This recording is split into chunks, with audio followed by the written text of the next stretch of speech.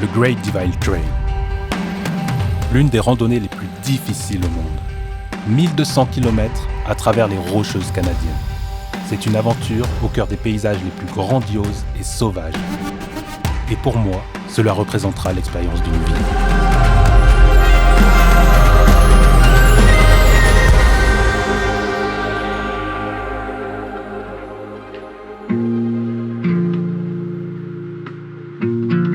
J'ai découvert les Rocheuses en 2018 et j'en suis immédiatement tombé amoureux.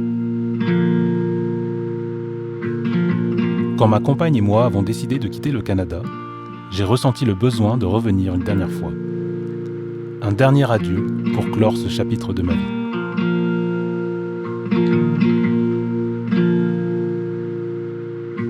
Je m'appelle Fred et je vais parcourir le Great Divide Trail. Je me suis lancé dans quelque chose d'assez fou. Parce que le Great Divide Trail, c'est une des longues randonnées les plus difficiles au monde. Et il est fortement déconseillé de la faire sans expérience. Mais malgré tout, moi j'avais que celle-ci en tête. Parce qu'à la base, je suis quand même assez sportif. Je fais des randonnées de 6 à 8 heures, du ski de fond et beaucoup d'escalade. Mais malgré tout, je savais que j'étais très loin du niveau physique qui allait me demander cette aventure. Alors j'ai voulu tester. J'ai fait 2 longues randonnées, une de 42 km dans le fjord du Saguenay et une autre de environ 100 km en Gaspésie. Et là, ça a été la douche froide. Au bout de 16 km avec 15-16 kilos sur le dos, j'arrivais plus à marcher, j'étais laminé. Au niveau du matériel, j'étais mal préparé, j'avais froid, j'étais mouillé. J'avais peur aussi la nuit, peur tout seul dans la forêt. Et je me suis dit, mais si tu galères autant sur 4-5 jours, l'année prochaine, il va falloir que tu marches 30 à 40 km par jour. Et ça pendant une 50aine de jours. Et tu vas être seul, loin de tout, entouré d'animaux sauvages. Et je me suis rendu compte à quel point ça allait être difficile, extrêmement difficile. The physical challenge is something not to underestimate. It's really, really a difficult trail.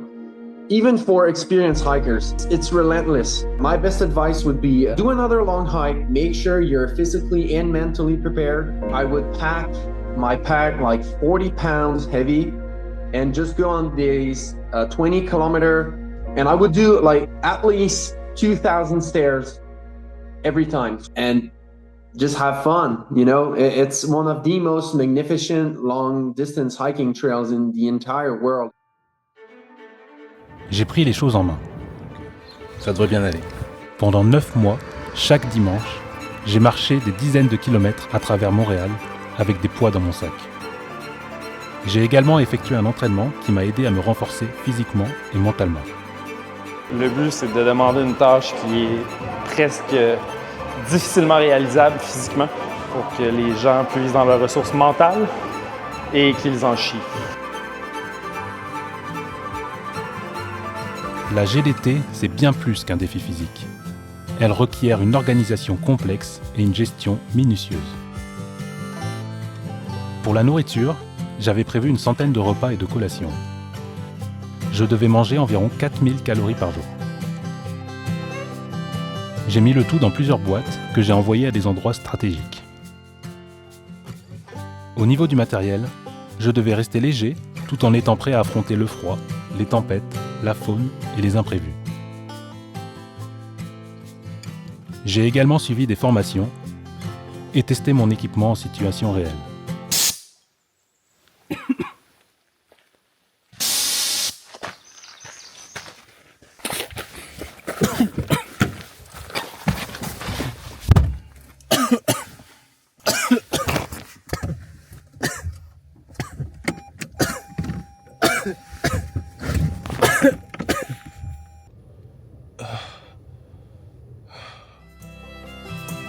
La GDT est composée de 7 sections à travers 5 parcs nationaux. Waterton Lake, Kootenay, Banff, Yoho et Jasper.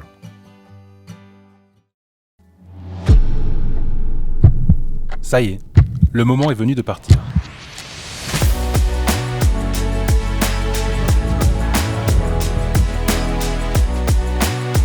j'ai pris le célèbre train Trans-Canada en direction des montagnes.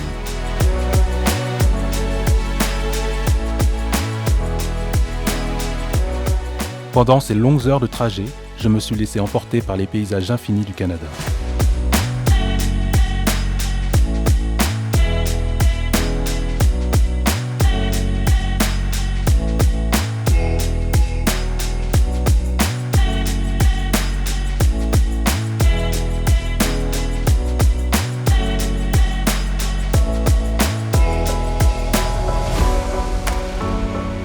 À Edmonton, un bus m'a emmené à Calgary, puis une voiture jusqu'à Waterton, le point de départ de la GDT.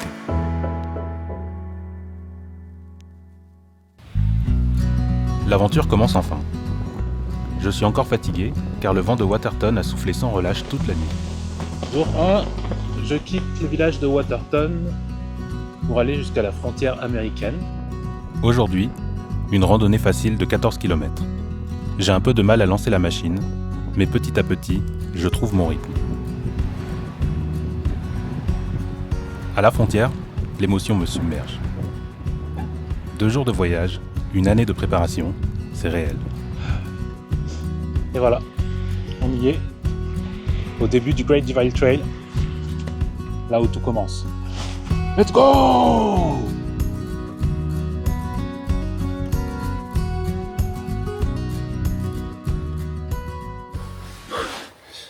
Ça commence bien, et je viens juste de croiser 2 randonneurs. Ils viennent de rencontrer un ours, trop jeune pour qu'il soit dangereux, mais trop vieux pour que sa mère soit dans les parages. Donc ça sera pas un ours agressif. Apparemment il est vraiment parti en courant quand ils l'ont rencontré. Mais dans le doute, ça c'est un écureuil. Chaque bruit est effrayant dans la forêt. Dans le doute, je vais rester 15-20 minutes ici, prendre une petite pause, puis continuer mon chemin. Wow! Wow! Wow! Wow! Si tu respectes toutes les règles et fais les bonnes pratiques, techniquement, t'as aucune chance de te faire attaquer. Presque aucune chance. Je tombe sur l'ours. Mon cœur s'emballe. Il a l'air assez calme, alors je lui montre que je ne lui veux aucun mal. Je recule doucement en lui faisant face et reprends ma route.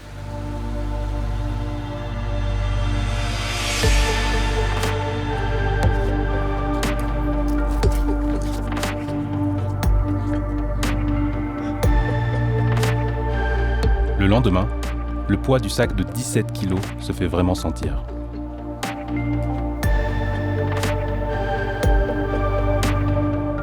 De plus, la neige commence à tomber et je perds le sentier. Finalement, j'arrive au sommet du mont Carthew et un cri de victoire m'échappe. Mon premier. C'était pas facile, hein?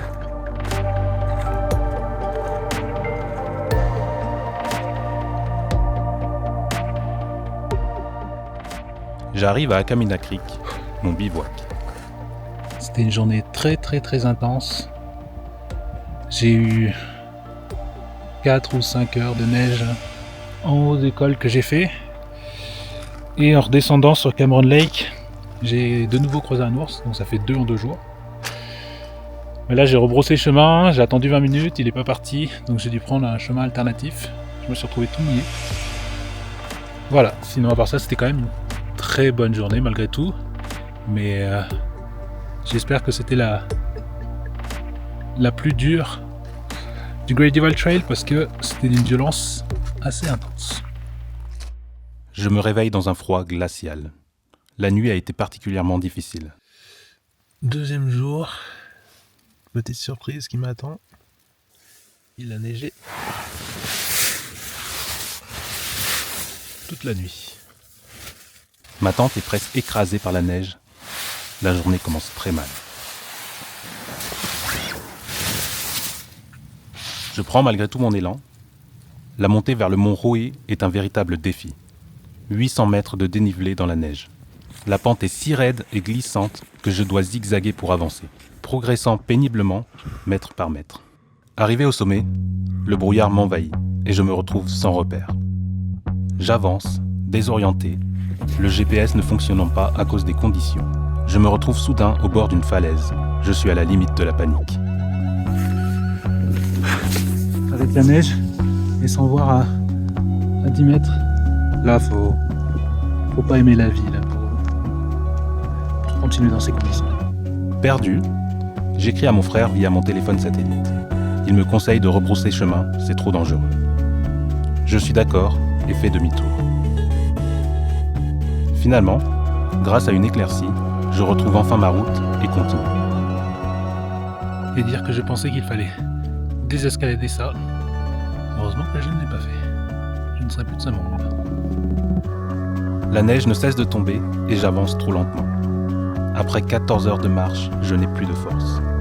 La nuit tombe et je décide de monter ma tente sous un arbre. Je me jette dans mon sac de couchage, glacé et trempé. Je ne prends même pas le temps de manger. Le lendemain matin, la neige a cessé de tomber et le ciel est enfin dégagé. Je me remets en route, mais je suis épuisé. Chaque pas dans la neige devient un calvaire. Je mets plus de 4 heures à parcourir à peine 4 km. Ça fait 3 jours maintenant que je lutte contre les éléments. Toujours dans la neige, toujours dans la neige. Et l'idée d'abandonner me traverse l'esprit. Je ne sais pas si je peux continuer comme ça. En plus, demain il y a un passage périlleux. La Coulotte. Avec cette neige, ce serait suicidaire d'essayer. Je réfléchis longuement et prends la lourde décision de redescendre dans la vallée pour contourner la montagne. C'est un détour de 32 km, mais je préfère ça à la mort. Faut pas jouer autre chose que du reggae. Je sais pas chanter, je remue que sur du reggae. Non, non, non, non, que sur du reggae. Après 26 km, j'arrive dans un endroit magnifique. J'ai survécu. Aujourd'hui, je me réveille en retard. Je me dépêche car j'ai 36 km à parcourir. Après seulement 2 km, je ne sais pas ce qui m'arrive. Mon corps craque. Je commence à pleurer, sans raison, et je m'effondre sur le sol, sans savoir pourquoi exactement. Je ne pleure jamais d'habitude. Peut-être que c'est simplement mon corps qui me dit stop, après avoir enduré tant d'épreuves. Il a besoin de lâcher prise. À cet instant, je me sens perdu, démoralisé. Je décide de me remettre en marche, mais chaque pas est lent et pesant. Environ 30 minutes plus tard, comme un signe du destin, je croise un couple avec un bébé marchant dans le sens inverse. Ce sont des habitués de la région et ils me rassurent, m'indiquant que les conditions sont particulièrement difficiles cette année. Leur présence me redonne de l'espoir. Motivé, je repars et les 30 km restants deviennent plus faciles, presque beaux. La nature m'a récompensé. Le soir, je retrouve enfin la trace du GDT et un sentiment de fierté m'envahit. Bien que mon esprit et mon corps aient été mis à rude épreuve, je n'ai pas abandonné. Waouh, désolé pour les sensibles. Le lendemain, je reprends la route et les premiers signes de civilisation apparaissent.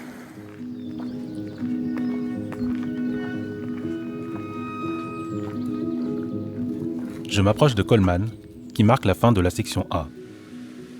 Mais mes pieds sont en souffrance et la marche devient un véritable calvaire.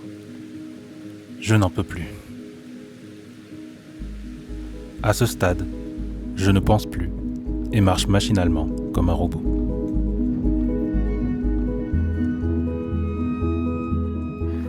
La première chose que je vais faire, c'est prendre une douche. Oh mon Dieu, ça va être la plus belle douche de la planète. Après un jour de pause, je dois déjà repartir. Bien que non rétabli, je suis frais et déterminé. J'ai également fait le plein de médicaments et de pansements. Mes pieds vont-ils me permettre de continuer ? Les premiers kilomètres défilent sans trop de difficultés. Et en chemin, je rencontre un autre randonneur du Great Divide Trail. Nous échangeons quelques mots, et ça fait du bien de discuter avec quelqu'un d'autre. Remember all the good times. Ah, it's really cool. Merci.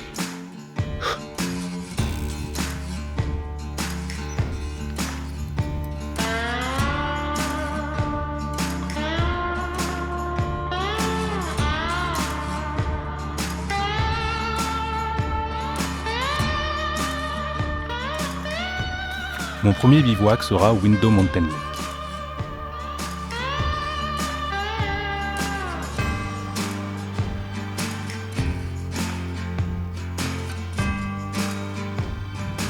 Un endroit magique. Je me plonge dans l'eau fraîche, monte ma tente et prépare un feu.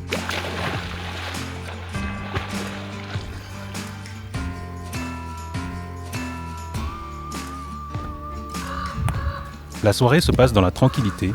Aujourd'hui, un bon couscous aux saucisses. Et je décide d'ouvrir un cadeau de ma chérie. Je m'étais promis de le garder pour un moment où j'en aurais besoin. Petite boîte avec un message vocal. Allez, come on, babe. Keep going for another 10 minutes. I know that you can do this. And whenever you're tired, take a bar or a sip of an energy gel and repeat with me. I'm strong. I am fearless. I am unstoppable. And I'm a fucking fighter. Rah! I love you so much. Oh, c'est trop bien. Non, mon Dieu, j'ai la meilleure chérie du monde. Allez. Le lendemain, je quitte ce lieu idyllique. Cependant, après quelques heures, malgré les médicaments, les douleurs reviennent. Je complète une autre journée, mais ce n'est pas un bon signe, et le doute s'installe. Vais-je tenir ? Bon, on traverse, hein. Oh mon Dieu, elle est froide. Aujourd'hui, c'est Tornado Mountain, et je sais que cette journée sera difficile. Mes pieds me torturent, et chaque pas devient un véritable défi.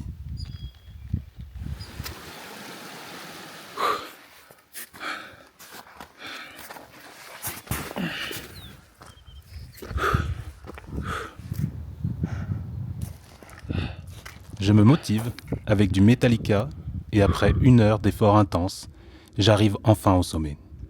La souffrance et la solitude rendent ces victoires encore plus précieuses.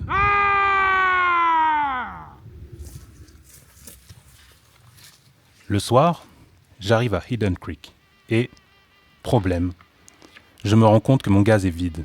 Je vais devoir me contenter de pain, de saucissons et de nourriture froide dans les jours à venir.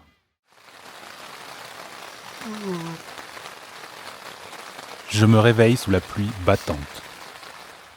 Je marcherai plusieurs jours dans cette froideur incessante, couvert de boue et de fatigue.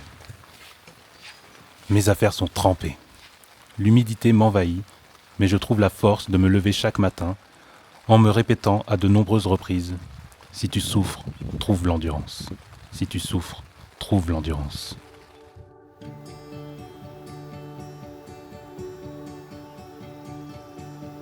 En chemin, je croise une randonneuse, Cheese. C'est incroyable de rencontrer quelqu'un après 5 jours sans croiser âme qui vive. Nous échangeons quelques mots.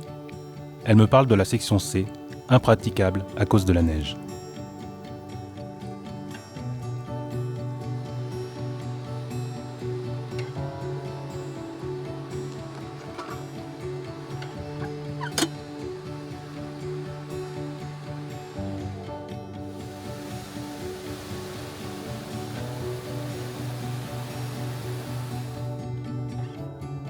La pluie s'est enfin arrêtée. Je retrouve ma solitude et profite pleinement des paysages qui s'offrent à moi.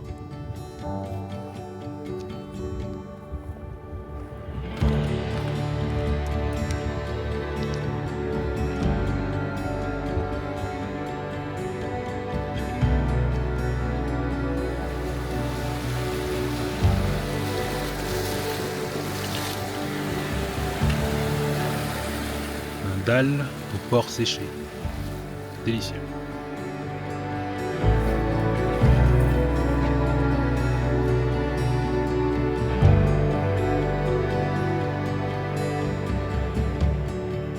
J'arrive bientôt à la fin de la section B et une lourde décision s'impose.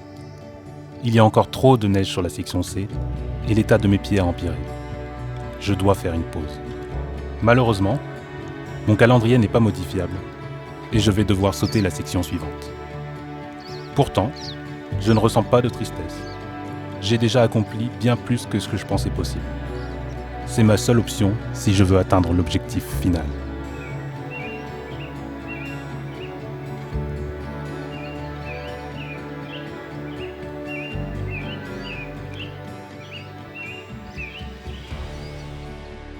Je suis avec Nicole, qui s'occupe de resupply entre la section B et la section C. Donc les personnes envoient leurs colis, et ensuite, elle les met dans des lockers anti-ours. Et ils vont rester ici 3-4 semaines, le temps que les hikers arrivent et les prennent pour la section suivante. I had a FaceTime with Fred and was quite shocked because he lost a lot of weight. And he also showed me his feet and they were absolutely destroyed.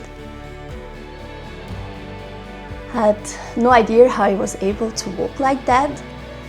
But then I looked in his eyes and I immediately knew that he would never ever give up.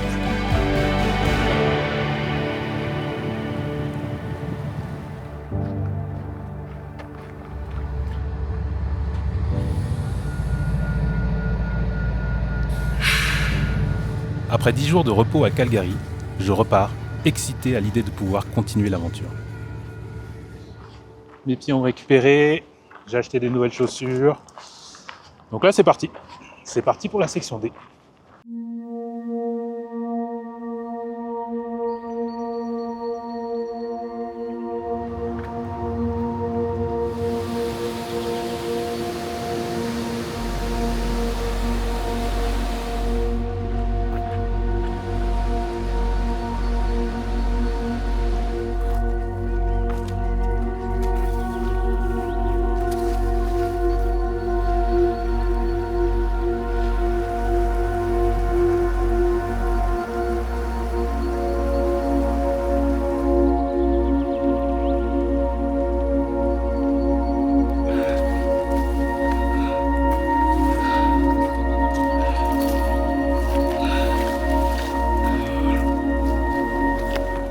Le début de la section D est rude.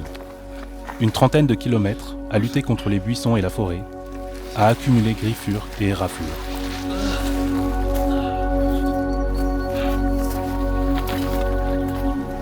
Mais le soir, la récompense est là. Après une grosse journée comme ça fait plaisir. J'ai l'impression d'être de nouveau dans mon environnement. Retrouver la nature, c'est aussi renouer avec la solitude, ce face-à-face avec moi-même que j'ai appris à apprécier. Les gars, vous m'avez pas laissé tomber. Vous êtes forts. Est-ce que vous êtes forts, les gars? Oui! On est super forts, on ira jusqu'au bout.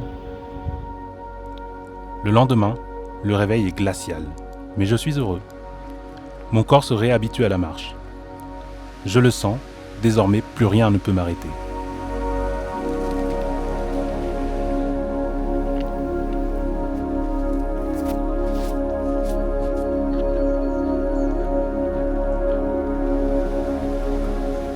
À l'approche de Kern Creek, une nouvelle inquiétude surgit. J'avais lu qu'un pont se trouvait ici l'année dernière, mais rien ne garantit qu'il soit encore là. Sans lui, traverser la rivière serait compliqué. À mon immense soulagement, il est bien en place, me permettant de rejoindre ce lieu paradisiaque et de terminer la journée en paix.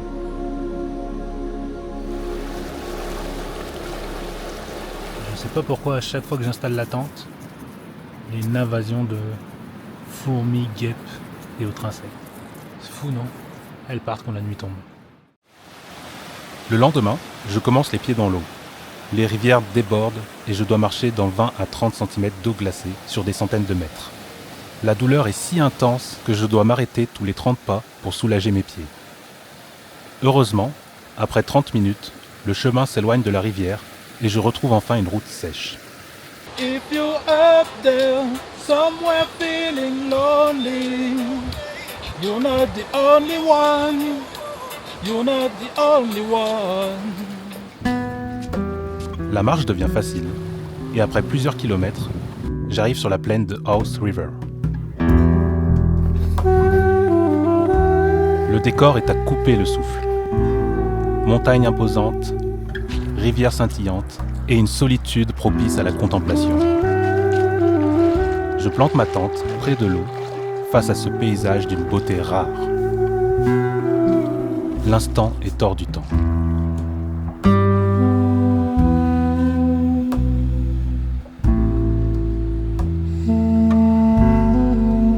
Au réveil, un moment rare et émouvant se déroule sous mes yeux. Une famille d'élans traverse la rivière.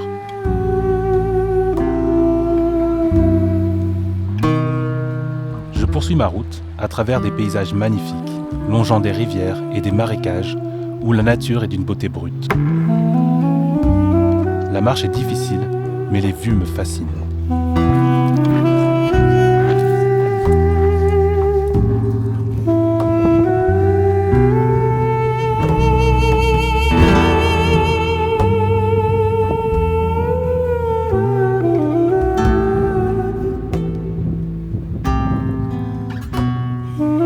Je ne me lève pas immédiatement, préférant rester dans ma tente et profiter de la vue pendant 2 heures.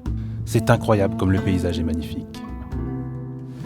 Finalement, je me décide à partir et en quelques heures, j'atteins la route. La section D est complétée. Je suis stupéfait de constater à quel point, sans douleur aux pieds, tout prend une nouvelle dimension. Je peux profiter pleinement de la solitude, des paysages et de la nature qui m'entoure. Je vais aller jusqu'au bout de ce périple. Et c'est parti pour la section E du Great Divide Trail. Let's go! Je pars léger et en pleine forme, ne prenant vraiment que l'essentiel. À force de marcher, j'ai appris à écouter mon corps et à ajuster mes besoins.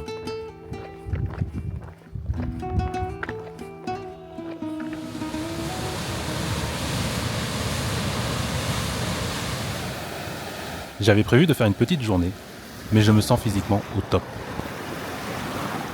Sachant que la journée suivante s'annonce difficile, je décide de prendre un peu d'avance. La montée est raide, avec un dénivelé de 1300 à 2500 mètres en quelques kilomètres.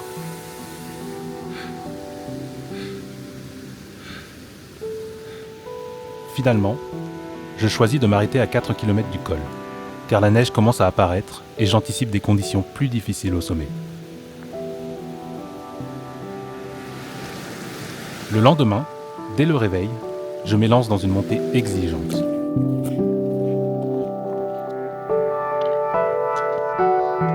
Mais je suis rassuré de voir qu'il n'y a presque plus de neige en altitude. En chemin, je croise des traces de grizzly avant d'arriver au lac Michel, où la vue est tout simplement sublime.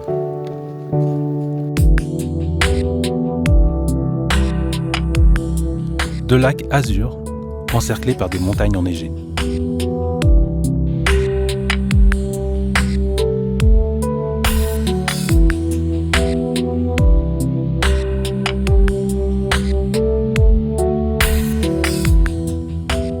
Je continue ma route, marchant aux côtés des marmottes, et atteins enfin le sommet le plus haut du trail.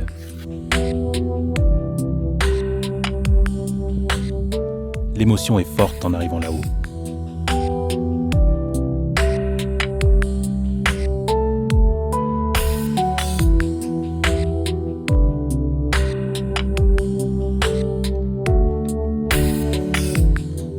Je redescends dans la vallée et aperçois un grizzly. C'est un moment intense. Cet animal est bien plus imposant et dangereux que les ours rencontrés précédemment.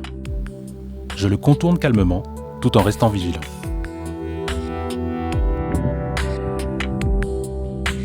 Je gravis un dernier sommet, puis entame la descente vers Pinto Lake, qui m'accueille dans toute sa splendeur.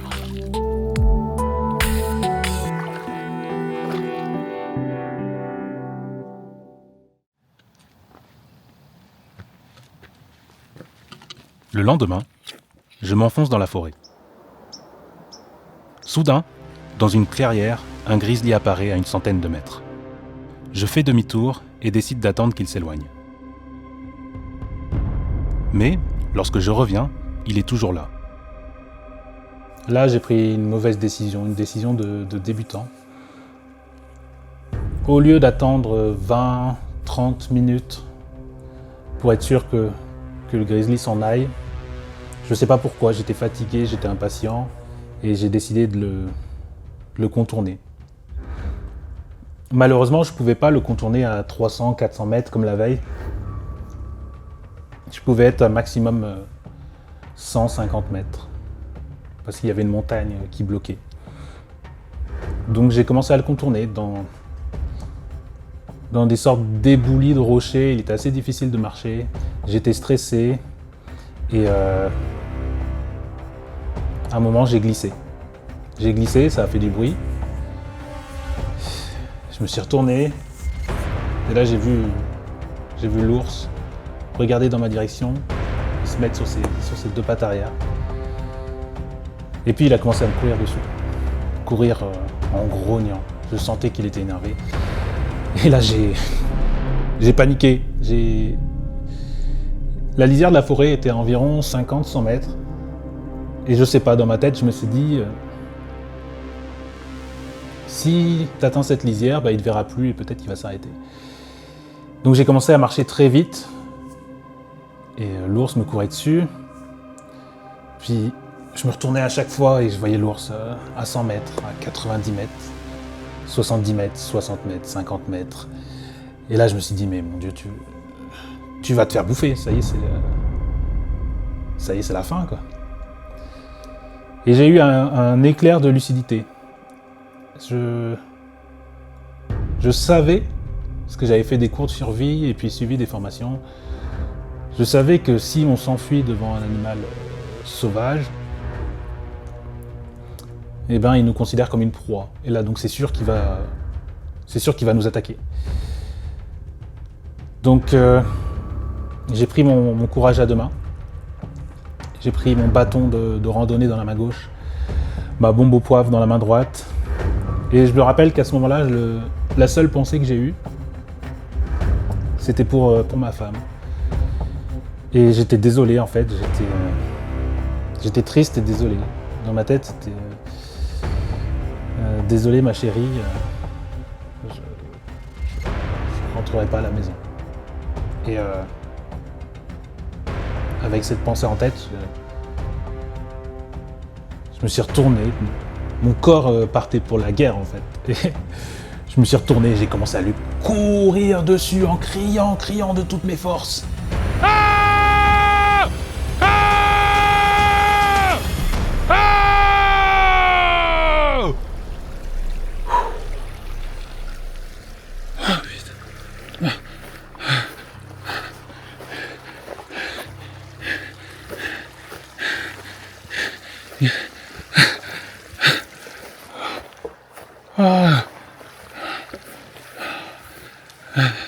Bon. Sous le choc, je reprends ma route et pénètre dans la vallée de White Goat. Peu à peu, l'adrénaline retombe. J'entame l'ascension de Cataract Pass.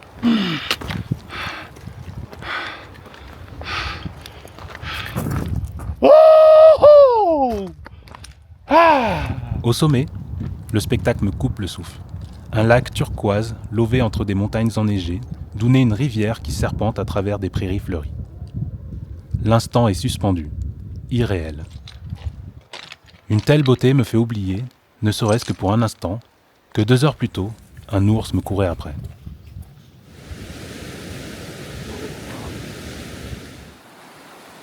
Après l'aventure de la veille, tout me semble plus beau, plus simple. Les kilomètres défilent, rythmés par des paysages grandioses. Après l'ascension du seul col de l'étape, je descends et installe mon camp près d'une cascade.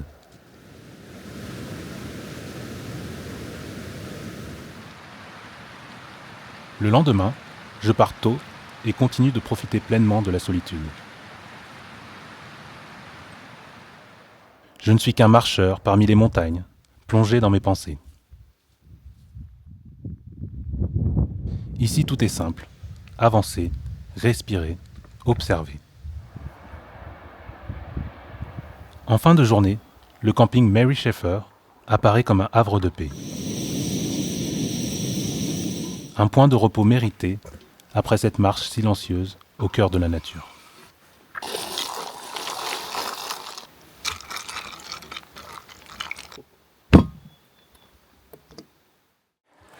Il est trop tôt pour se mouiller les pieds. Au premier rayon du soleil, je découvre 2 orignaux qui se reposaient tranquillement près de la rivière. Je poursuis mon chemin et croise Sean, un autre randonneur qui attaque la GDT du nord au sud.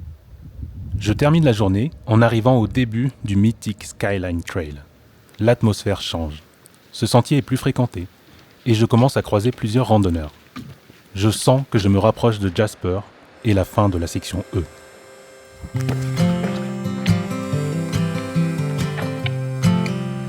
La route est agréable et je progresse rapidement.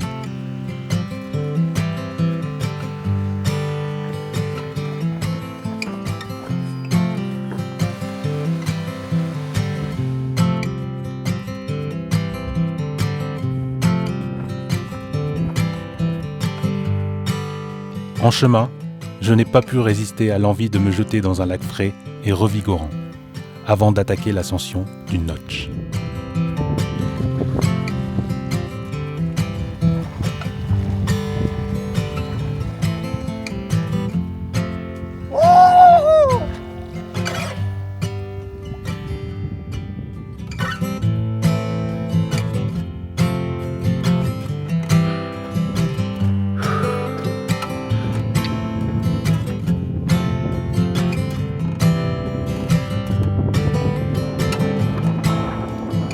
Après une montée difficile, je longe une crête pendant plusieurs kilomètres avant de descendre dans une vallée étrange et brumeuse.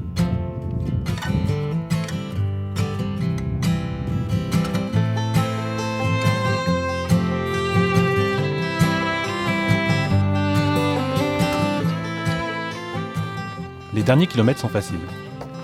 Avant d'entrer en ville, je fais une pause au lac de Jasper, me baigne et lave mes vêtements.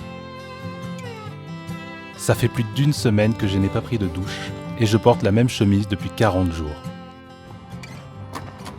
Je termine la section, mais il est étrange de sentir cette fumée et cette atmosphère lourde. Il doit sûrement y avoir des incendies près de Jasper, mais je n'y prête pas attention, tant je suis content d'arriver. Une bonne nuit d'hôtel va me faire du bien, me permettant de digérer tout ce que j'ai vécu ces dernières semaines. En début de soirée, des bruits dans le couloir me tirent de mon sommeil. Je sors et vois des gens quitter précipitamment leur chambre. L'inquiétude monte en moi. En consultant mon téléphone, je découvre des alertes d'évacuation à cause des incendies qui se rapprochent rapidement. Sorry, do you have space in a car? No, I'm walking. La panique m'envahit. La ville est enfumée. L'air devient irrespirable et il pleut même de la cendre. Ceux qui ont des voitures fuient et je me sens totalement impuissant. Putain. Tout le monde part. 2 heures plus tard, des bus sont enfin mis en place pour évacuer ceux sans moyen de transport. Le stress diminue un peu. Nous apprenons que nous serons envoyés à Valmont, où nous serons en sécurité. Le trajet de 5 heures est long et éprouvant. Nous arrivons en pleine nuit, à moitié perdus, et sommes accueillis dans un centre d'hébergement, puis transférés dans une église. Je suis entouré de familles, de bébés qui pleurent et de personnes âgées qui dorment à même le sol. C'est comme une scène de film. L'aventure s'arrête ici et je commence à chercher des solutions pour quitter le pays. Après plusieurs appels infructueux, une dame me contacte pour me dire que son mari, qui doit se rendre à Edmonton, peut me déposer à l'aéroport de Kamloops. Il est très sympathique et nous rigolons beaucoup sur la route. Il me confie avec tristesse que ce n'est pas le premier incendie dans la région. Les incendies deviennent de plus en plus fréquents. Il me montre les zones brûlées, expliquant que certains endroits ont brûlé il y a 8 ans, d'autres il y a 12 ans. Je suis très touché par la réalité des conséquences du réchauffement climatique. J'apprendrai plus tard que la ville de Jasper a été détruite à 30 à 50%. Je suis dévasté. Cette aventure sur le Great Divide Trail m'a profondément changé, m'a rendu plus fort mentalement et physiquement. Chaque pas, chaque douleur, chaque rencontre m'a poussé à me dépasser, à aller au-delà de mes limites et à redéfinir ce que je pensais être possible. Une épreuve qui m'a permis de grandir, de me connaître mieux et de me dépasser dans des moments de solitude et de difficulté. Je ne l'oublierai jamais. Le cœur rempli de souvenirs et fortifié par cette aventure, je suis prêt à tourner la page et à accueillir la prochaine phase de ma vie. Ce voyage m'a transformé et maintenant je me sens prêt à avancer, main dans la main, vers de nouveaux défis.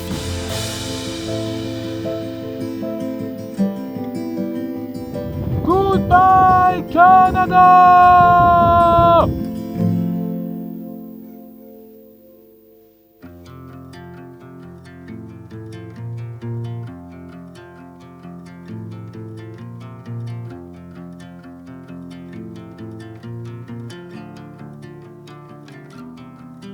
On the road, I've been away for far too long, but now I'm on my way back home. I hear the west winds calling out my name. They're telling me to head your way, down your road and past your gates. Keep your eyes on the horizon. I was looking to belong when I'd already found my home.